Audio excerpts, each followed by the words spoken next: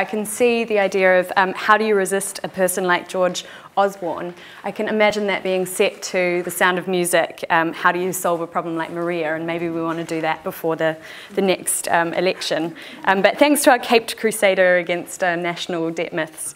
Next we have Fanny Malinen. Now I have to confess that I've never actually had to pronounce your surname, Fanny, so you might want to do a better job than me. Fanny works well as a member of Debt Resistance UK. She's also a SOAS graduate and has written some great stuff on student debt, and she's going to be talking about student debt tonight.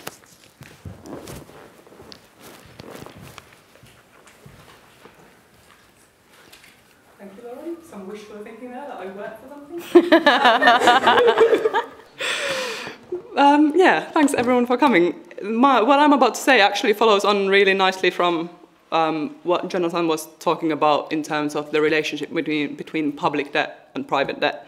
Because why I'm interested in student debt is really not because I have it myself, even though I do, but because the trebling of tuition fees was the first really drastic austerity measure that the government really pushed through back in 2010. So it's a few years back now, and it gives us really good insight into the relationship between austerity and debt. Because we have this tendency in our society to see individual debt as an individual problem, but the massive increase that has happened in student debt in the last years, or is about to happen, really shows that that is not the case. It's a really good example of the interconnectedness between public and private debt. The nearly 80% increase in graduates' debt burden has not happened just out of nowhere. It's a direct result of the withdrawal of public funding completely from some university courses. And it's obviously the same story happening throughout many sectors of the neoliberal economy. It's especially clear if you look at the US. Perhaps if we let the government privatize the NHS, we'll next see the same story happening with medical debt, but I'm really hoping that we won't get that far. But yeah, I should probably give a few figures. It's estimated that an average student will now graduate with £44,000 of student debt.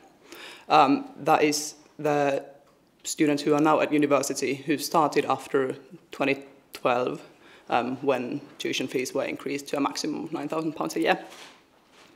And yes, it's true that student loans come with relatively favorable terms compared to many other loans. There's a write-off time which is 30 years for newer loans and 25 years for older loans. And there's also a repayment threshold, as in you don't pay the loans back until you earn it's a bit over 16,000 for students who started before 2012, before the loan reforms, and it's 21,000 for those who started after. But I would really disagree with the idea that your debt doesn't affect you if you don't have to pay it back right now. It's still in your mind, it still affects the choices you make in life, and it also affects the way we see education in the case of student debt. Secondly, there is a real interest rate to the new loans, which most students don't actually even know. And thirdly, the terms and conditions of student loans very clearly state the possibility for future changes. I'm quoting from the terms of conditions of student loans. The conditions for repaying income contingent loans are included in the following regulations, which may be replaced by later regulations. Yeah, I don't really want to go too much into detail about the proposed sell-off of student loans, although I think it might easily still return to the agenda after the next elections.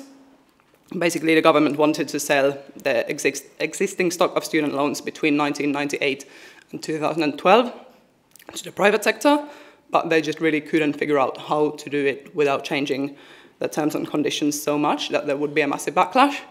They even tried to come up with a so-called synthetic hedge, which was basically guaranteeing the profits of the private investor with taxpayer money, but the problem with that was that it didn't statistically actually constitute a sell-off. Yeah, I'm quite aware that I'm running out of time, so maybe I just go straight into,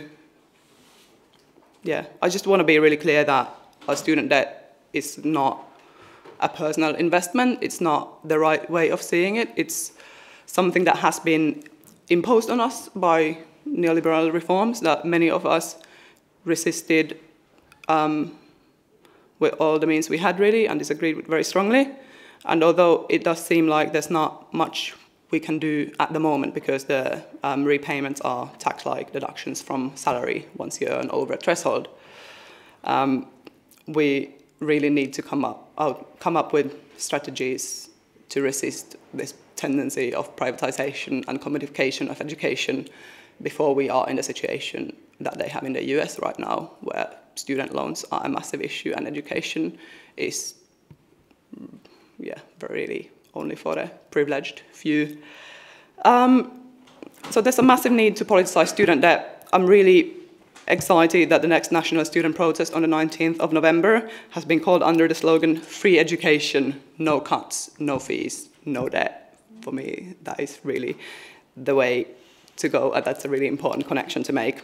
But I also hope that we can use our imagination to come up with different strategies for debt resistance in terms of student debt, because I think imagination is really one of the things that the neoliberal agenda of commodification of education is trying to do. It's really trying to just make us into machines that don't think and don't resist and don't come up with strategies for collective action, and that's exactly what I would like us to do in the discussion after this.